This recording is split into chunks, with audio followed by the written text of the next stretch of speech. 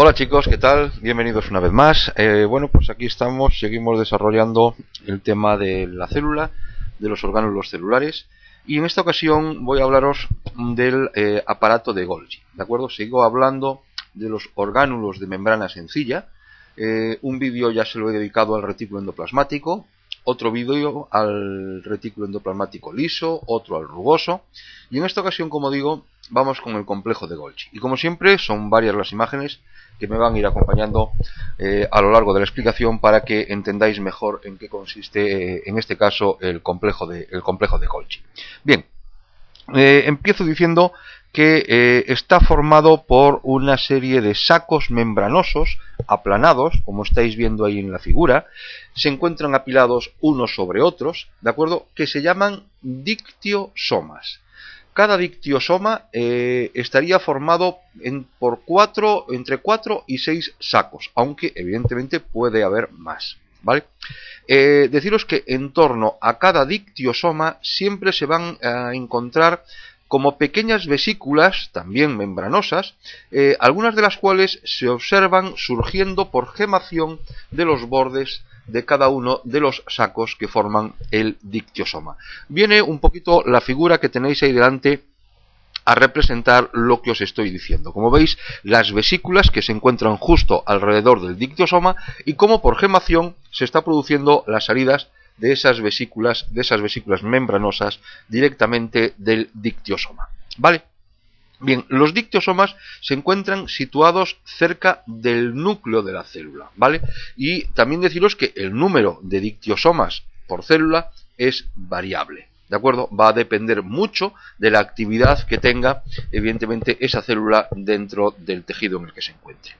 Bien, deciros también que en cada dictiosoma se van a distinguir dos caras, ¿vale? Bien, por un lado va a estar la cara cis o cara de formación, que es la que se va a encontrar cerca del retículo endoplasmático, mientras retículo endoplasmático rugoso, y por otro lado está la cara trans o la cara de maduración, que es la que se encuentra orientada hacia la membrana plasmática de la célula, y es de donde van a surgir las diferentes vesículas, ¿vale?, que se dirigirán, evidentemente, al lugar donde tengan que hacerlo. Por lo tanto, dos caras, la cara cis hacia el retículo endoplasmático rugoso, o sea, hacia el núcleo, mientras que la cara trans se encuentra ya dirigida hacia lo que sería la membrana citoplasmática de esa célula. Bien, ¿cuáles son las funciones del complejo de Golgi? Bien, y ahí tenéis de nuevo otra figura para representar lo que voy a decir sobre estas funciones. Bien, deciros en primer lugar que el complejo de Golgi va a modificar las proteínas que se sintetizaron en el retículo endoplasmático rugoso. Y también va a hacer posible el posterior transporte, o gracias al Golgi, es posible que puedan ser transportadas a la membrana plasmática y, lógicamente, de ahí al exterior de la célula mediante un proceso de secreción, o bien que queden empaquetadas en los correspondientes lisosomas, como estáis viendo en la parte superior de la figura que tenéis ahí delante. Ahí veis como desde la cara trans se están produciendo la salida de una serie de vesículas que pueden irse hacia la membrana citoplasmática, o bien, evidentemente, para ir a los órganos diana o a las células diana, donde tengan que ir esas proteínas o donde tenga que ir el contenido de esas vesículas, o bien pueden quedar almacenados, como también veis ahí hacia la izquierda, en forma de lisosomas. ¿De acuerdo? Bien, antes de continuar hablando de las funciones propiamente dichas del complejo de Golgi, vamos a ver cómo es que se produce la transferencia, ¿vale?, de esas proteínas desde lo que sería el retículo endoplasmático rugoso al complejo de Golgi. Lo que estáis viendo ahí en el dibujo. Bien.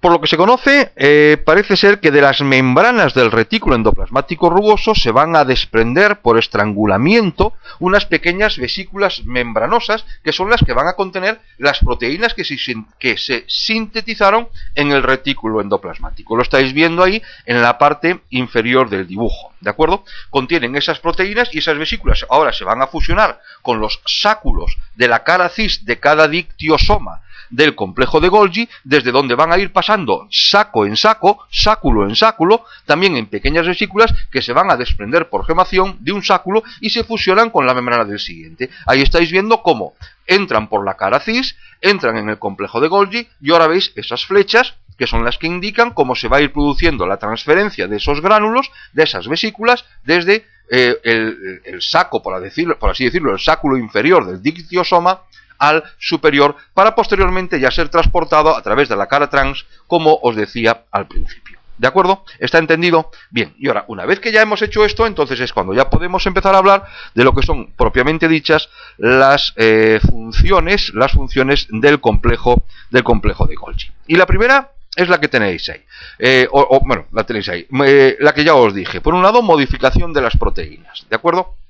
Bien, la modificación más habitual es la transformación del oligosacárido unido a la proteína. Es decir, ya os he dicho que en el interior del retículo endoplasmático rugoso muchas proteínas se van a unir a un oligosacárido, es decir, formando la oligoproteína, que suele ser siempre el mismo, y entonces durante su paso por los sacos del complejo de Golgi, este oligosacárido va a ser modificado de tal manera que la glucoproteína, que la oligoproteína que se acaba de formar, que sale del complejo de Golgi, va a contener oligosacáridos muy variados.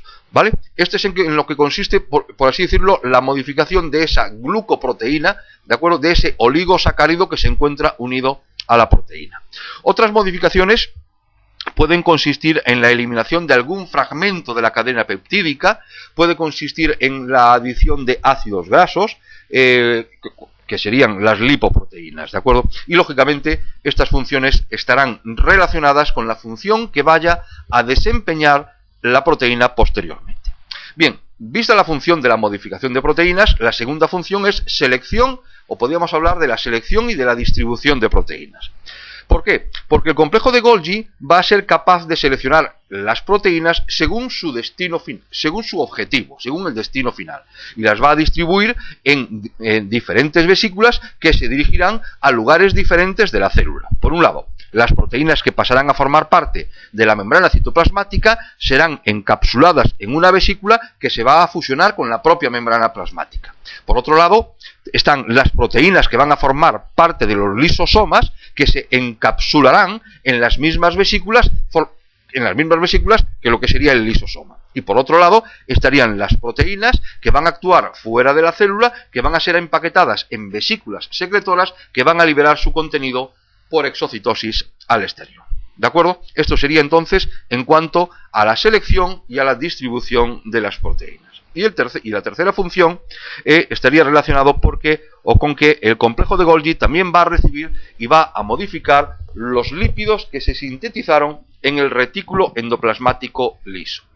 Bien, deciros en este sentido que dentro de los sáculos que forman los dictiosomas, estos lípidos se van a unir a proteínas o se pueden unir a oligosacáridos, formando los dos tipos de sustancias que ya tenemos que conocer, que son por un lado, las lipoproteínas y por otro lado, los glucolípidos, los cuales, lógicamente, posteriormente se incorporarán a la estructura de la membrana citoplasmática. ¿Lo habéis entendido? Bien, este es entonces el vídeo que os quiero hacer sobre el complejo de Golgi y las funciones del complejo de Golgi, pero quiero dejarlo aquí porque en el vídeo siguiente voy a hablar propiamente dicha de lo que son las células secretoras del complejo de Golgi para no hacer este vídeo demasiado grande. ¿De acuerdo? Bueno, pues muy bien, como siempre entonces, muchas gracias. Si tenéis alguna duda, por favor, comentádmela, ¿vale? Y gracias por ver los vídeos y gracias por estar ahí.